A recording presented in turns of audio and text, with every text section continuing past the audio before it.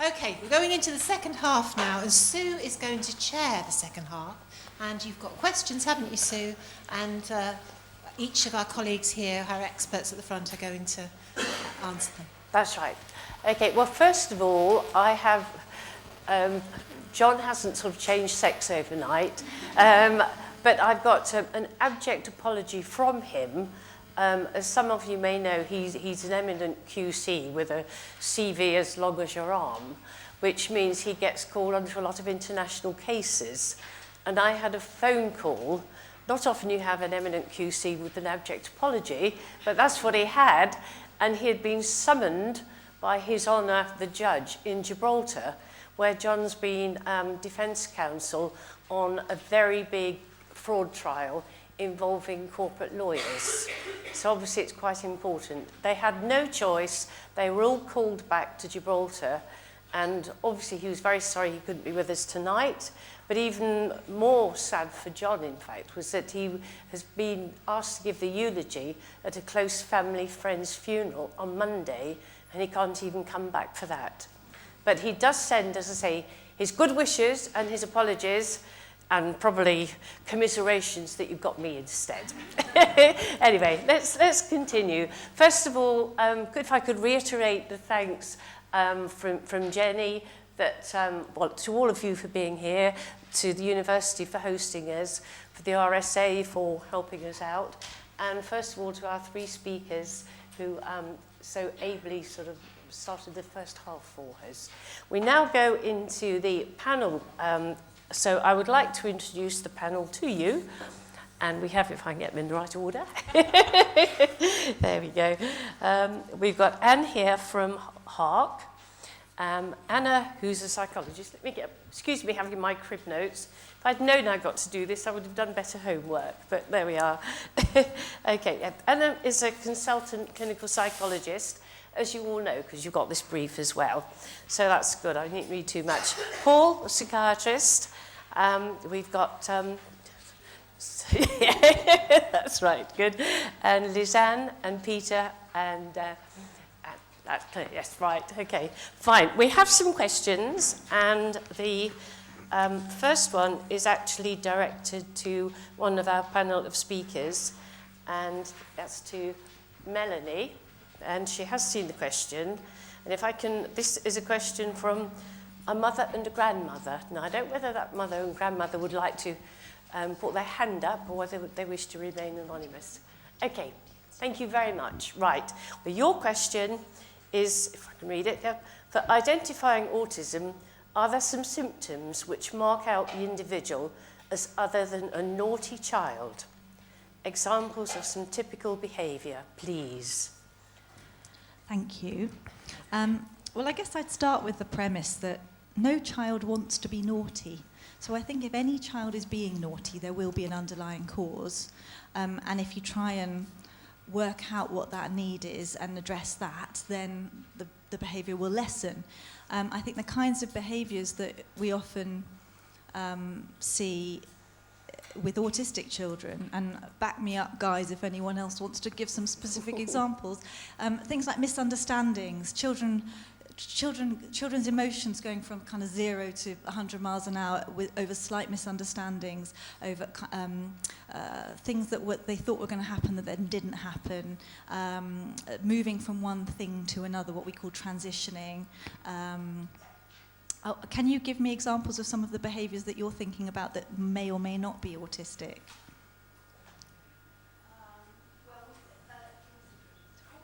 Calling his name 2-3 times, and he's just engaged in what he's engaged upon, and then touching him and feeling as though you've invaded his world, and he's irritated. Yeah. He's been diagnosed. Yes. I mean, see, a lot of people in this room would say, "Oh, that's typical boy behaviour. You know, they never listen. You know, but no, what you're describing is a symptom.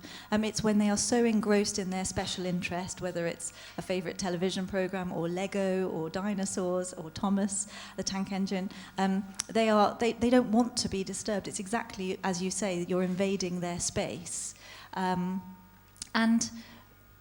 and then they can get very angry about that, can't they?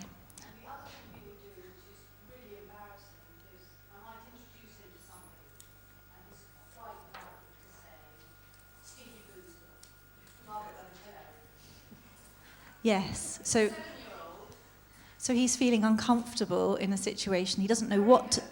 Yes, so he doesn't know what to say, so he ends up saying something completely inappropriate. I think those are quite characteristic. Mel, just to say, some of those issues that you raised about the total concentration and invading is very much about what they plan is their day. So you're interrupting what they think it's going to be, and they find that quite difficult to cope with. So it might be, if you know that you need to get them moving, you set time limits and you set buzzers and timers and things to give them the cue that they need, that time is running out and we're going to be doing something different, so that they can plan down a little bit, and that might help. With the stinky poos, I think all you can do is try and just make light of it.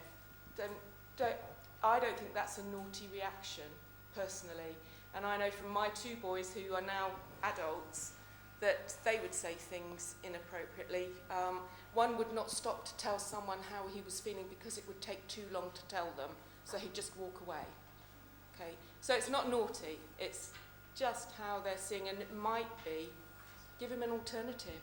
If he doesn't remember the name, give him an alternative to say rather than stinky poos.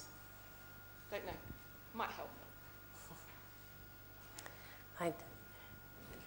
Any more comments on this side? No? Okay. Right. Was that useful? Was that helpful for you? Thank you, yes. Yes. Good. Okay. Well, if you're happy with that and nobody else has anything else, we'll carry on to the next question. And this is one for Simon from, I don't know whom. I don't know whether the owner of the question would like to raise their hand or... Yes, yes. Could you say more about the validity of the screening test mentioned? If you raise your hand, I'll get the microphone to Yes. you. I knew this was going to be fun.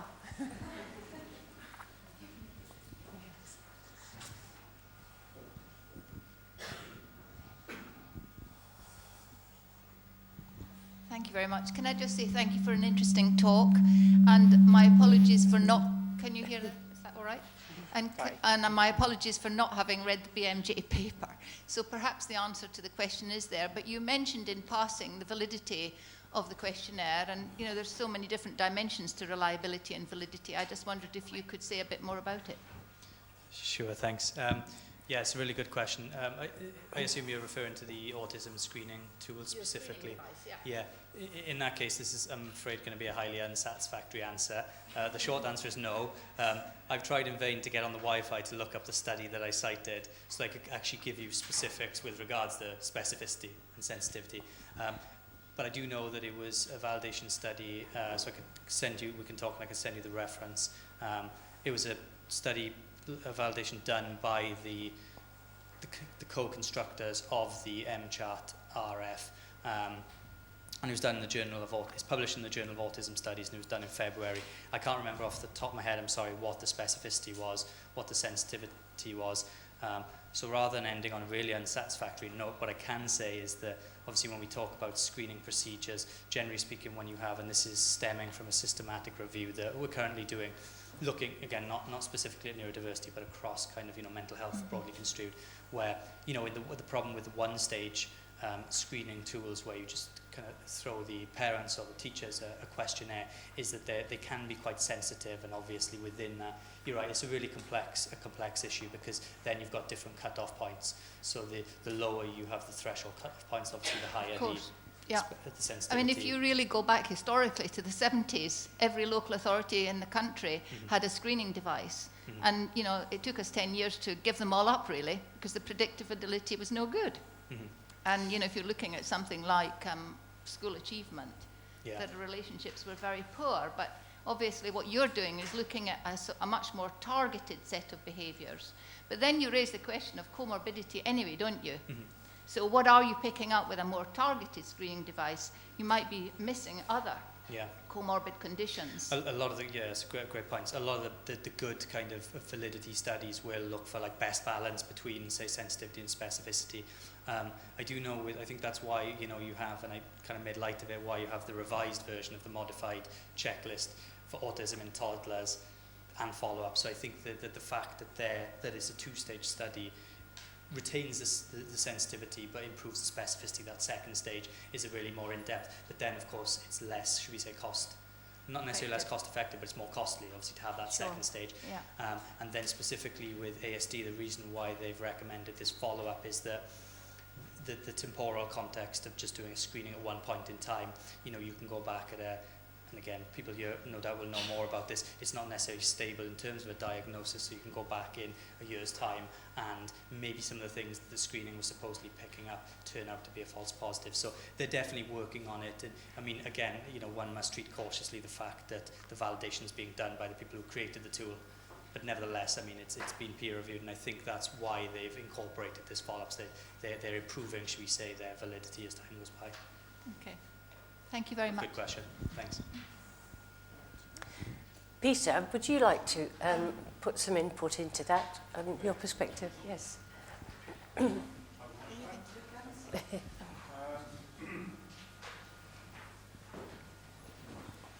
Ideally, with screening, you need to pick up the people that you want. You need to have a plan with what you're going to do. That's very important. Now, I can stretch to give some views from what I've been listening. I'm a GP, by the way, so I'm a typical GP with no particular interest in this area. So I'm a broad spectrum GP, and some sort of feedback from what I've been listening to. It sounds to me like we need to be picking this up early. Preschool seem to come across as a very nice time if we can make it, if not perhaps the first year or reception. How are we going to do that? I've been chatting to Mel earlier, apparently a few years ago. I think sometimes these meetings may have occurred before, and I gather there was emphasis on the preschool training. Teachers in preschool were very much focused on trying to pick this up. I'm not sure, perhaps Mel can say, if that training's still carrying on. And I gather that training was quite key to her own child being picked up.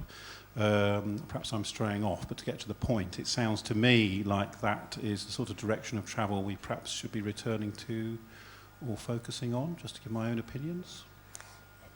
Thank you. Yes, please do. Yes.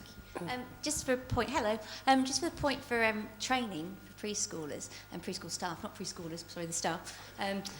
Well, you could train preschoolers actually. The PVI conference that is held every year is very well attended by PVI staff, and there's a lot of workshops going on in our team. The communication disorder team always do a spot there about diagnosis and how we work as a team. And also, you know, with IDOs and all that intervention, SEN support that's out there, you can always ask and say, well, can we have some training? And can we have, you know, CDT team coming in and our early years autism specialists come in and do that training? So that training is there if you'd like to invite us in. We can't say, oh, we will come in and do that, but we can be invited in. Yeah, thank you. Just for listening to that, it's also becoming very clear this is not a simple physical type condition where one simple screening tool is going to pick it up. It sounds like it's so variable with so many comorbid conditions. I get the feeling a simple system may not work. Perhaps we have to have that diversity in it. Perhaps, am I right?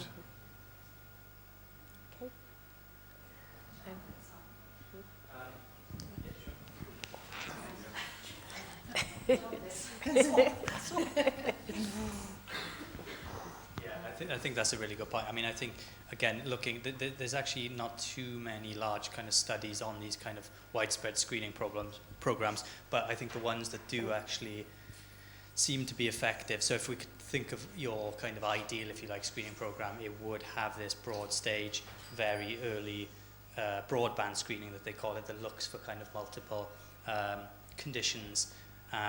And then you have a diagnostic follow. So I think really the diagnosis only happens, and that's where you get back to the validity studies, is that some of these validity studies, they use the gold standard method of diagnosis, which is normally an in-depth investigation or assessment rather by a clinical psychologist or, you know, via a GP or a psychiatrist, depending on the condition. But yeah, in order to get there, the broadband screening is quite useful, I think.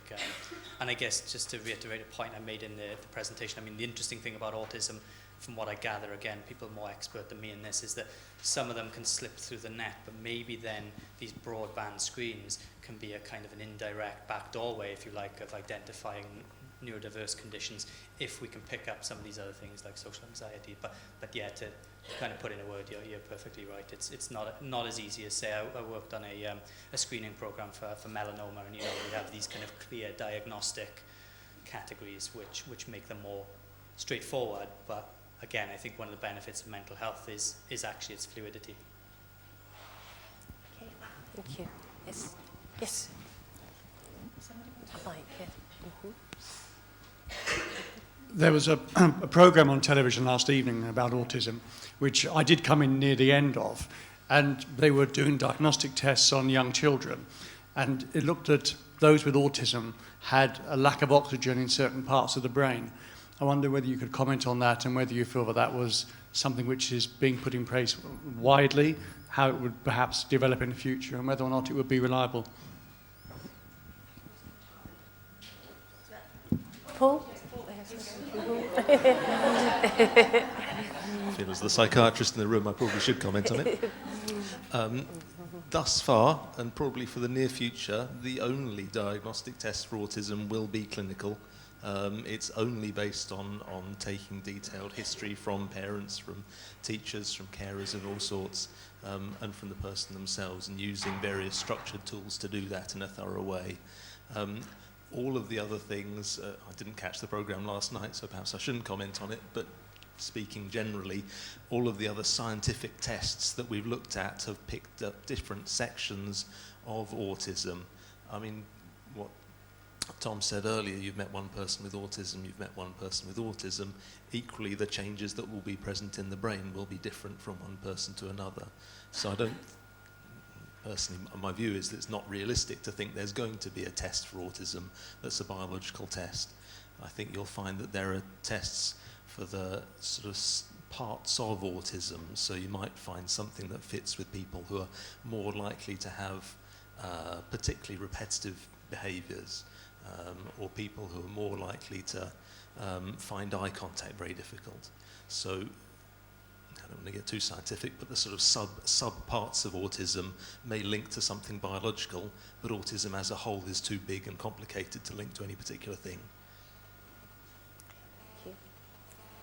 It was a good programme, though. You should watch it. iPlayer, here we come. Okay. Any more comments on that particular issue? Okay. Thank you. Right, we have a question now for any of the speakers from Felicity Milburn. Felicity, where are you? It's me again, I'm sorry. You again. Fantastic. We need questions, so thank you very much. Yes, this will keep us here probably till midnight. And the question is, autism is for life. No cure, just adjustments at best. Now, who would like that one to start with? Yeah. Discuss. Tom did express an interest, so I think we'll pass it over here. Okay. No fighting. In short, no cure. Many people with autism find the concept of a cure for autism quite difficult to understand, because I think many adults regard it as an existential condition. It affects every part of their everyday existence, the way they think, the way their brain is wired, the way they process information, the way they relate to the world around them. And from that point of view, what would a cure be if it wasn't the complete destruction of their personality and a total reversal of everything they do every day? So the short answer being no, that there is no cure. There is not expected to be a cure, largely because of those reasons that Paul was just underlining as well, in terms of the separate parts of autism. If there is a biological basis, that it's likely to be right across different parts of the brain, and that as we understand it at the moment, there is no one single cause, that it's likely to be a combination of genetic and possibly environmental factors, and therefore how do you go about addressing a condition which has multiple biological markers, that has multiple causes, and for which there isn't actually, amongst adults with autism, much support for the concept of a cure anyway. I will say, because I've been there myself, that parents of newly diagnosed children will often go to the internet, and it's a scary world out there when you start Googling autism and autism cures, and you will find all sorts about it. I would caution anything which claims to be a radical reversal or recovery of autism very heavily, and would always advise going to a legitimate source of information for anything to do with cures. Can I just add to that? I think talking about cures makes it feel like autism makes you flawed, and a flawed individual. And yes, I know there are people who are very severely affected by their autism and who will always live in institutions. But the kinds of individuals we're talking about tonight are the high-functioning ones, the ones with average or above average IQs. And I think we need to we need to destigmatize that, and we need to start valuing diversity. We're talking a lot about autism this evening, but autism is the lucky one in a way because of the NAS broadly, and the parents who started the NAS. Autism awareness in this country is a lot better than most places, and autism training for teachers is a lot better than some other conditions. You know, it's the other things, it's neurodiversity as a concept that we need to start talking about and valuing. But what I would also add is that you may have read in the papers last year, Tony Attwood was talking about 10% of individuals with a diagnosis growing out of their diagnosis. Again, he's talking about these high-functioning ones. And what he was actually saying when you speak to him about it, which I had the opportunity to do in January, which was nice, he says they don't actually grow out of the autism. The autism is still there, but many individuals are so high functioning that they develop brilliant coping strategies, and by the time they're in their late teens, early 20s-ish, they appear normal to all intents and purposes, and they are coping fine with the world, and they lose their diagnosis because the purpose of a diagnosis, you only give a diagnosis if the autism is affecting somebody's ability to function, and if it's not affecting your ability to function, then you don't need it. Very interesting point. Thank you, Mel. Do you have any comments from this side? Anna? Well, I'd just like to say that if anybody watched Breakfast TV this morning, thank you. My husband says I shout loud enough, but anyway. You'd have seen Robin Stewart, who's a 28-year-old, isn't she, Tom, with Asperger's syndrome, and she said that her autism was the same to her as her sexuality and her gender. It's part of who she is. And my eldest son at 33 would be saying the same thing, that it's part of who he is, and why would you want to change it? Your grandson at 7 will be a different person at 16, at 18, at 30. Doesn't stay the same at 7. The work starts now, though. Lisa. Yes, I think it just brings us back to the point that lots of us have got different, unique ways of doing things. And the children that we're talking about tonight, the danger with them is that we're picking it up too late because they are able to cope so well. And it just brings us back to the importance of that these kids need to be assessed and diagnosed and picked up and labelled for whatever that might be much earlier, so that we can put the interventions in place before we see the secondary and the other things that might be really affecting their functioning. And I just wanted to reinforce that again. Just try and echo and build on what's been said, that Asperger's original description of what's now called Asperger's syndrome in 1944, or thereabouts, recognised that although the children, as children, could have great difficulty in coping, fitting in, and so forth, he recognised right from that early stage that these were people that would grow up and find a niche in the world, and they would find, and be very successful in their careers if they could find that right niche.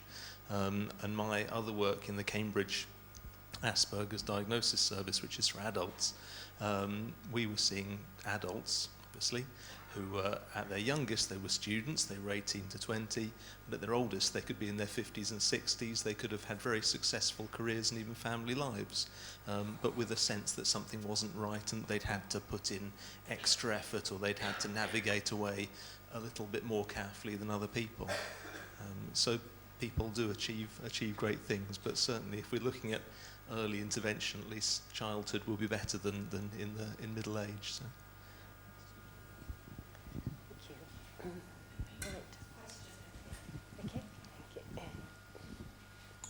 I think you said at one stage that 5 to 6 children out of a class of 30 have special needs, and relating that to Asperger's, and that's causing huge behavioural problems for teachers to cope, and obviously for the child it's depression and anxiety and behaviour and emotional problems that later on just gets worse as life goes on because it's not being dealt with. But 30, 40 years ago, did we have this problem of 5 or 6 children per 30? It seems to have, where have they come from, or where used they go to before? Were they educated separately, or what's happened now that's become such a big issue? I'll give you my view, and you'll probably get 10 different ones. In my day, I was in a state school where there were 18 kids in my class. It was a local church school, and there were some really there were 2 or 3 quite quirky children in there. But because it was a smaller class, and because the teacher knew us all personally, because it was small, we all just muddled along okay. You could make these, what we now call interventions. They were just going on day in, day out, meeting the needs of the individuals in the class in a way that I think is much harder to do in a class of 30. So, schools in general are much bigger now. They're much bigger, noisier, brighter environments. There's been a real move to kind of a different kind of classroom with kind of desks in groups and lots of stuff on the walls, and it's a very sensory, overwhelming environment. And I think some children just can't cope with that. I'll tell you a funny story. They had Victorian Day at my daughter's school last year, and so the desks were all moved so that they were individually placed. There was nothing on the walls, and they had to sort of sit at their desks with their head down and do proper work all day. My daughter loved Victorian Day. She came out of Victorian Day so calm. She just loved the fact that she was very clear about what she had to do. There was no collaborative working. There was no things dangling from the ceiling to distract her. And the other children hated it. They came out in tears because they hadn't, they were just so not used to working like that. And we know that these neurodiversity issues come to the fore when a child's ability, the child's ability to cope is exceeded by the social demands made upon them. Does that make sense? So I think there's just more social demands made on children now in schools, and many of them can't cope with that. That's my view. Thank you. Jenny, we've got a question up there. Thank you. Hello. My take on your question is actually when I was growing up and my brother, who has Asperger's, was growing up, he was recognised a couple of years ago. Children were allowed to fail.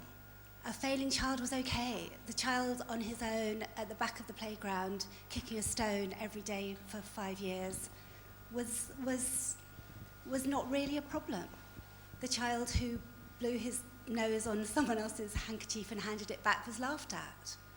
And so now, because we don't like children failing, then that's, I think, why the diagnosis rate is increasing. I'll just add a couple of comments. One anecdote and one more official line, if you like. So we hear lots about an autism epidemic and those sorts of things, but I mean, there has been studies done on case files and those sorts of things from time back. So if you take modern diagnostic criteria and apply it retrospectively, you actually come out with a relatively similar rate you find in prevalence studies today. But also kind of more anecdotally, I mean, someone who works in adult services in Hertfordshire says that they start off their career in the late 70s, early 80s working in as a nurse in what was essentially an institution. And she says, looking back, she can now see that all the young men there, more or less, probably had some form of autism spectrum condition. It just wasn't recognised, and they were just spent their lives in institutions, hidden away.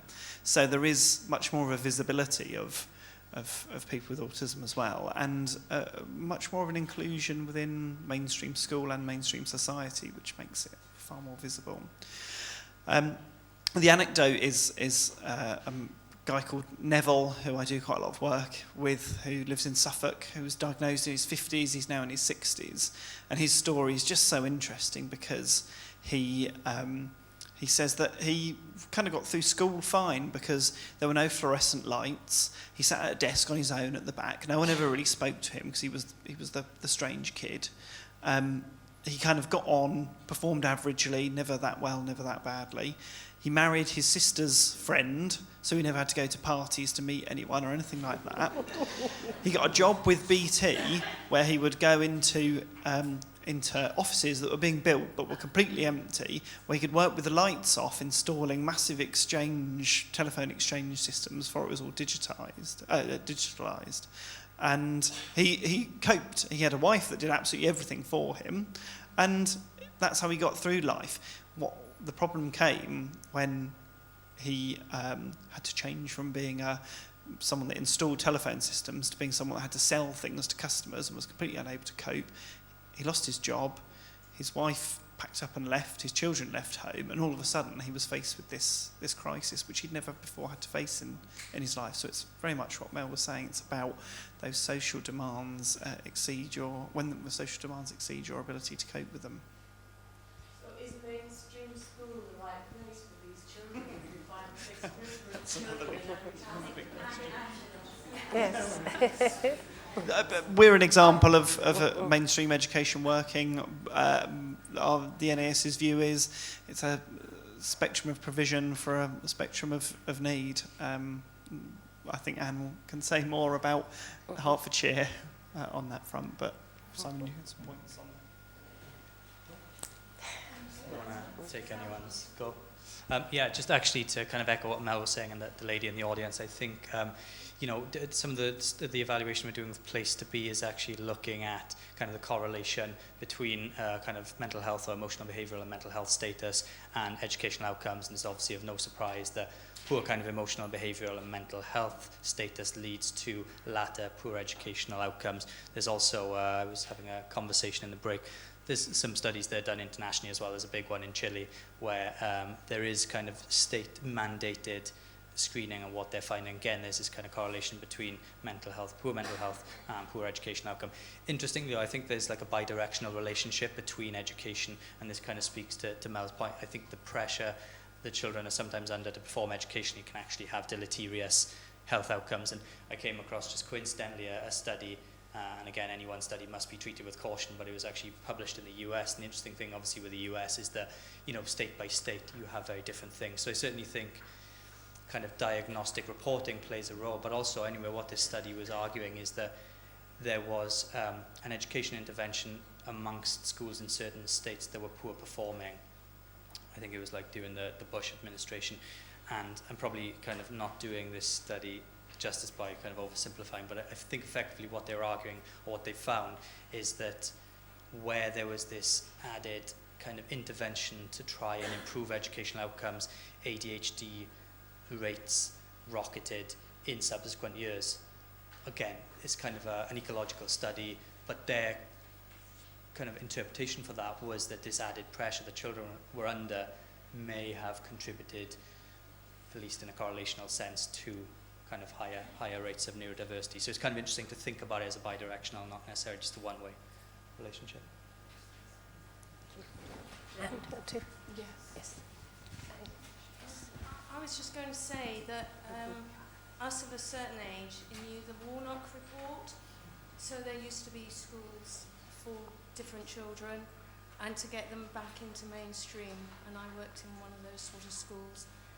There was a lot more specialised work, and then that all sort of fizzled out. I think some areas are having them back in to help the situations.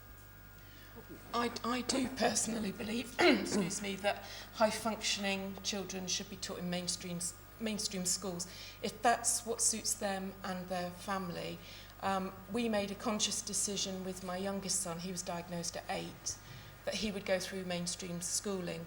My eldest son wasn't diagnosed till he was 19, so he went through mainstream with no understanding. There were a few teachers. Mel said there's always one teacher who seems to understand and make things a little bit different. He went on to this university to get a master's degree in astrophysics. He would not have been suitable to be taught in any other environment, not special school. It comes back, I think, to understanding the child that walks through your door.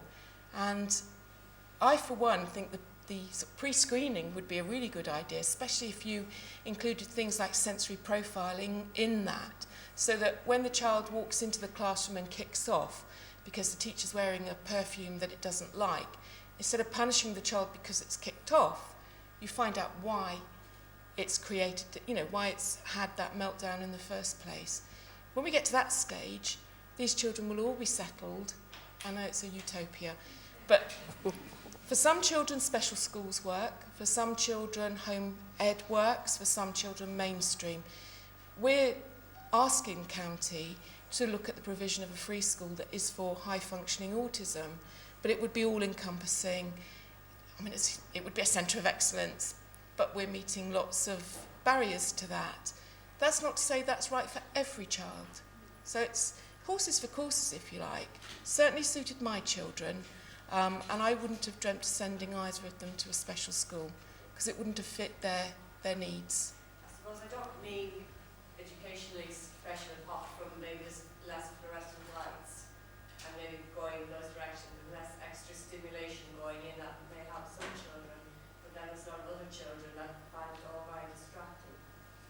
That you had a choice of schools that were really sensory and less sensory, but you get obviously a good maths English, everything else above. Well, a lot of the time, and you can speak to an awful lot of people who will say that the adjustments you make for the child with autism generally suits every child in the class. So if you make the language unambiguous, every child can access it. So if you make the room low arousal, you're stopping the daydreamer from, focusing on a poster. I find, and I'm not on the spectrum, but I find when I go in and there's lots of things, I'm distracted from what I'm meant to be doing, and I quite like a low arousal room. So, I don't think you're necessarily doing things specially for the child with autism. Actually, you can do an awful lot that will aid them and the whole class.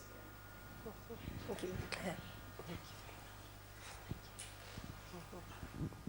I just want to add, I think if we ever had a policy of taking these children routinely out of mainstream schooling, then you've doomed that child, because at some point they're going to come out of wherever they are, and then how are they going to mix with mainstream society? So it's not the direction of travel of mental health in general, and one day they're going to have to come back again, and then they've had 10 or 12 or 15 years in a special institution, and I think they're doomed. So I think the strategy has to be, unless there is, yes, there's some special cases, but certainly for these high-functioning ones, we've just got to have a strategy of keeping them mainstream.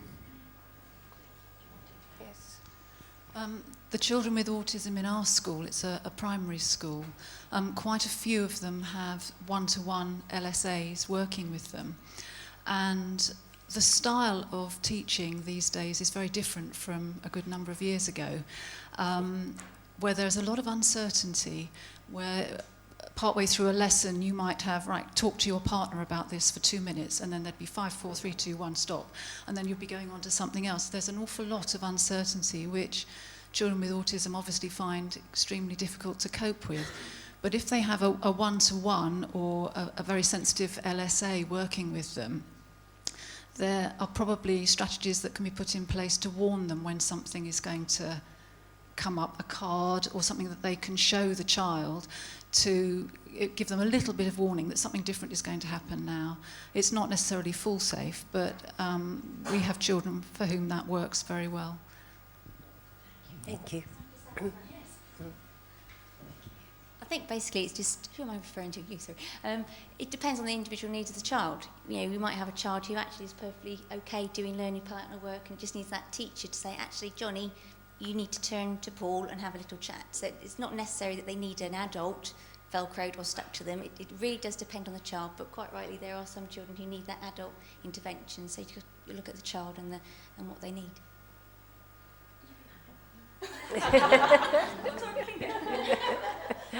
Yeah. I think we're back to empathy again, aren't we, which sort of Mel spoke about so eloquently earlier on. Well, we are coming more or less to the end of our planned session, but Jenny did actually post some questions to you before we began, and I trust you've all done your homework, because the doors are locked until you have. And she just brought up four questions, and about five, I think, yeah. But the one I would like particularly to pick up, because I think it's been pertinent to what we've been talking about, what the questions have raised and what the panel have responded, and that is about the role of the school nurse, which I think again came up in this programme last night, did it? Somebody mentioned it. Yes. Yeah. Right, so is the role of the school nurse one that needs to be reinstated in all schools? I know in Hertfordshire they've sort of cut back, and I'm sure we're not alone in those cutbacks with other counties. So do people have any views on that? I think possibly I'm the only one from health here, apart from some speech therapists, unless I'm wrong. I'm a health visitor, but there's a lot of money going into health visiting at the moment. There's none going into school nursing. And I think the government feels that once they get to 5, they don't need any more health input. That's how, personally, the school nurses very much see it.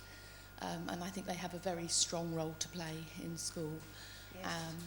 But because of funding in Hertfordshire at the moment, we're very, very, very short of school nurses. Some schools have no school nurses at the moment at all. That there's a big opportunity being missed out there, very much so. They used to be very involved in all sorts of areas of school nurse. May I make a comment on that? Am I on? I've been speaking to one or two people about this particular role of the school nurse and how it has been phased out for financial reasons, I'm sure. But it does strike me that the school nurse is in a unique position because she walks between education and health. And if there were any lobbying to be done, I have a feeling that it could be very, very useful if they were able to be reintroduced. Just my thought. Yes.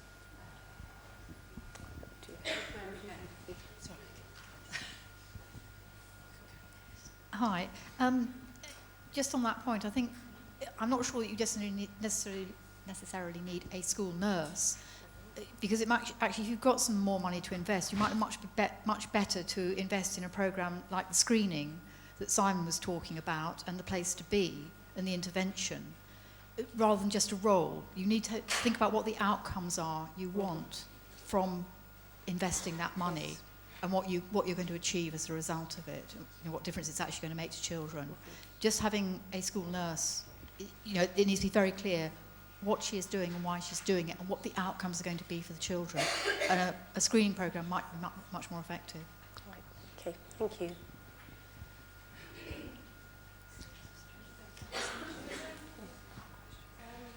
I'm from social care, and we use school nurses are always involved in our child protection cases.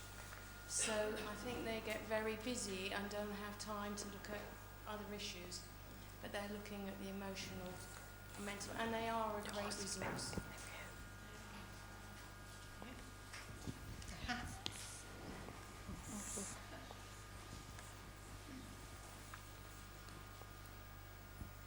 We have close links with our school nurse, and in fact she's been instrumental in putting in various referrals to occupational therapy, and actually comes to meetings with parents and school. So she's very much on the interface of education and health. And provides a very valuable service, actually. Yeah. I think what we're trying to think about and find an answer to is how do we get families, schools and health professionals talking to each other, because they do tend to work in silos, and that doesn't help with the whole diagnosis thing, because you've got parents thinking, oh, my child's a bit different, you've got the health professionals sort of scratching their heads, and you've got the school also having their suspicions, and no one quite wants to make the first move. So how do we get them talking to each other? How do we get a joined up approach to intervention once there is a diagnosis on the table? And we've found CAFs have been very useful, the Common Assessment Framework. Obviously, it wasn't designed for children with special educational needs, but it has worked really well in some cases where there's been a good lead professional. And that's what it takes. It needs a very organised, good lead professional. But so I don't know, maybe a school nurse is one option, maybe the CAF and a good lead professional, who could be the school nurse, is another way. But can anyone think of any more? Special needs advisors who come into the voluntary sector in early years, and they will help diagnose and then help liaison with families to see paediatrician where they're from. I should know. No, they're not. They lead into the communication disorders.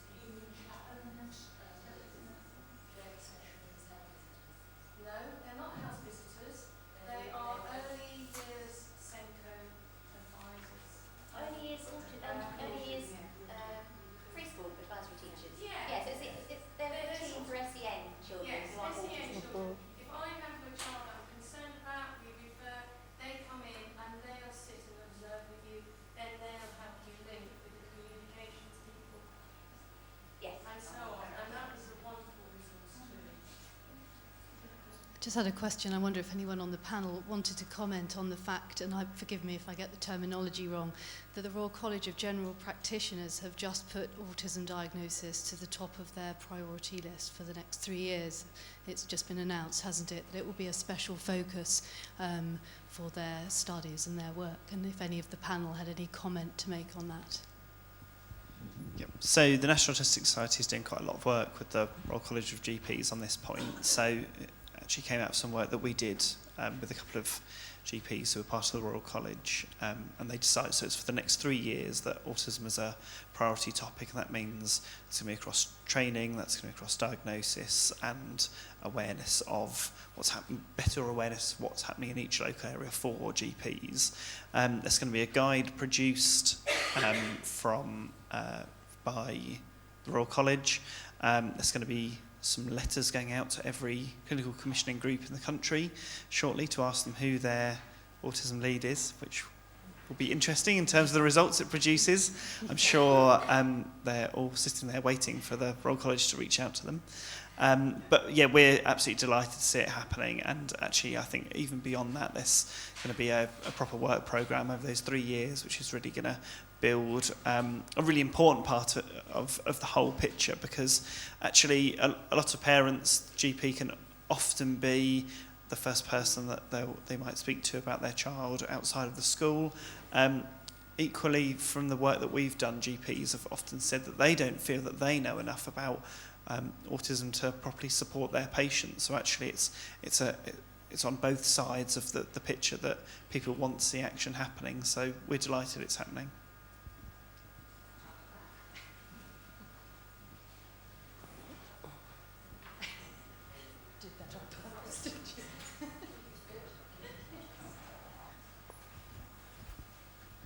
Hi, I'm a GP. If children are brought to me by their parents with challenging behaviour, in the 10 minutes that I've got with them, I'm not going to be able to make a diagnosis. I would like to be able to post them to a service that would have a good chance of diagnosing them, but I find that pretty invariably I'm faced with a brick wall of complicated referral protocols that almost are designed to keep everybody away rather than to offer an open service that wants to look at children and sort out what's wrong with their behaviour. It's almost like I have to know exactly what's wrong with them to get them into the right service before I can actually get there. I often find that they get booted around from one place to another between the paediatricians who they say, no, it's not us, and then to the psychologists who say, no, it's not us, send them somewhere else. And I find it quite infuriating. And if you're infuriated, imagine how the parents feel. And I mean, there is no clear diagnostic pathway. And I mean, it varies even on the different sides of the county in Hertfordshire. You know, you don't know whether you're going to get your diagnosis from a child development clinic in a hospital or from a psychologist in a CAMS setting, or it's a complete free-for-all. Please take over that side, but that's how it appears to me. I'm meeting about 50 parents a week on my courses, and they've all got their diagnoses through completely different routes. Who's first? Is there a doctor in the house? We have several. Just to build on that remarks up there, absolutely true. And in fact, if a child's brought and we try and diagnose it, we've got to have a letter, what they call level 2. You have a letter from the school. There's barriers up, and it really is true. And I'm sure I'm a member of the college, and so I'm learning a lot today. And I'm sure this is going to be a great step forward, bringing it more to the fore in primary care. But on the other hand, we are pushed. There's 10-minute appointments, all sorts of things going on. So we've got to somehow or other have the resource to do it as well, because it's not a quick consultation.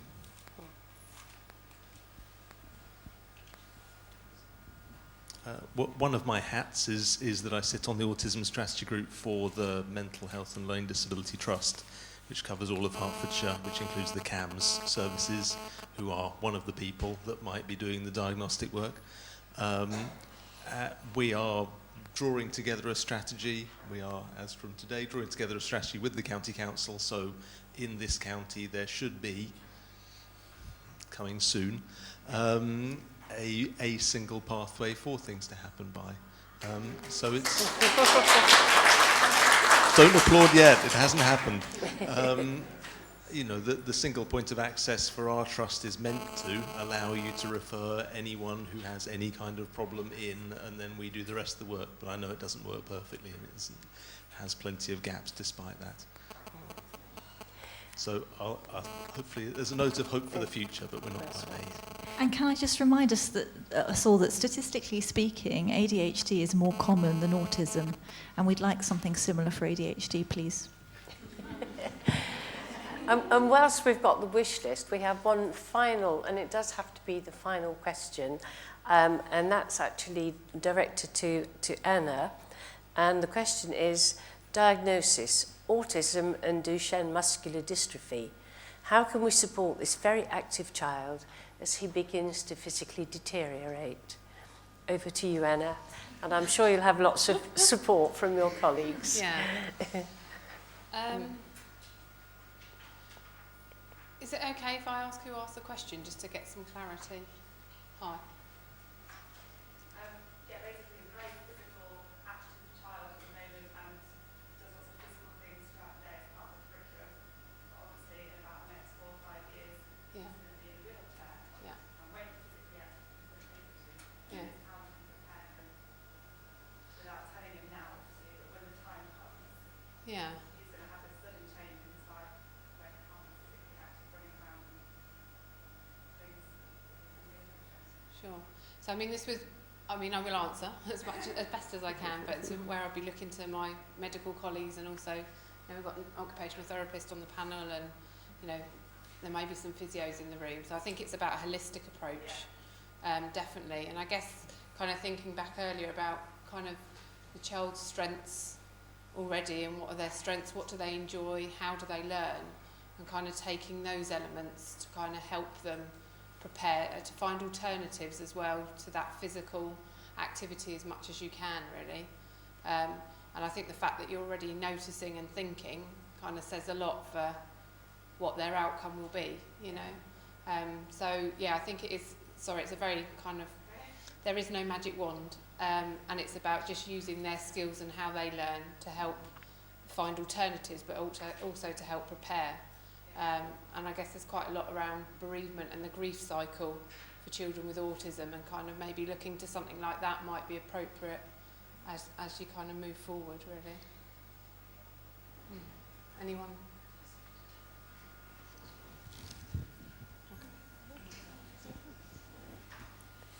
Yeah, I'm sorry, I don't. I'm not a specialist in MS, but I think it's again about looking outside the box, and there are so many little tricks that child would be able to do. But it's about assessing him where he is then, and not kind of excluding just little exercises. You know, at the moment he could do big jumps on the trampoline, but later he can just sit on a ball and he can get some of the same kind of feedback. So it's about finding his sensory profile, and that will change as he's older, and also as he deteriorates, his profile will change. So what he might need now will not be necessarily what he's going to need later. So yes, you'll have to keep assessing him as you go on. Thank you very much. Well, a huge topic. We've scratched the surface. I hope you've all learned a lot. I certainly have learned a tremendous amount.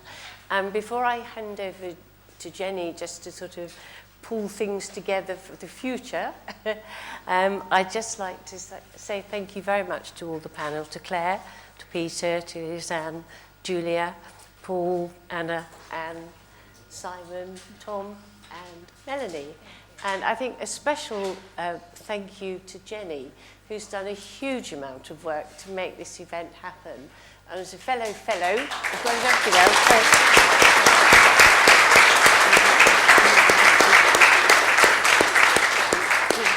Well, if a reward were needed, it's seeing you all here.